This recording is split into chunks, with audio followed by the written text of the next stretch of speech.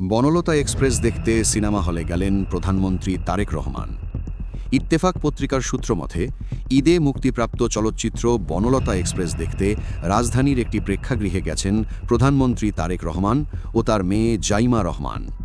সংস্কৃতি ও সুস্থ ধারার সিনেমাকে উৎসাহ দিতেই তার এই উদ্যোগ বলে জানিয়েছে দলীয় সূত্র।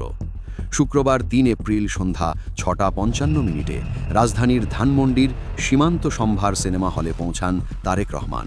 বিষয়টি নিশ্চিত করেছেন বিএনপির মিডিয়া সেলের সদস্য সাইরুল কবির খান।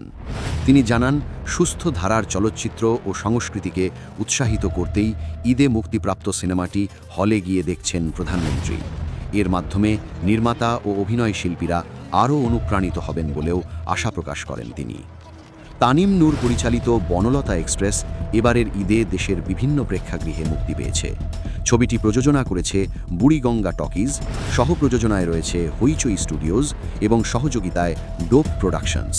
হুমায়ুন আহমেদের উপন্যাস কিছুক্ষণ অবলম্বনে নির্মিত এ সিনেমায় অভিনয় করেছেন চঞ্চল চৌধুরী, মোশাররফ করিম, আজমেরি হক বাঁধন, জাকিয়া বাড়ি মম, ইন্তেখাব দিনার, শ্যাঙল মাওলা, সাবিলা নূর, শরীফুল রাজ, লাবণ্য চৌধুরী ও শামিমা নাজনীন। ভালো লাগলে ভিডিওটি লাইক দিয়ে রাখুন, যাতে আপডেটেড ভিডিও আপলোড হওয়ার সাথে সাথেই নোটিফিকেশন আপনার কাছে চলে যায়।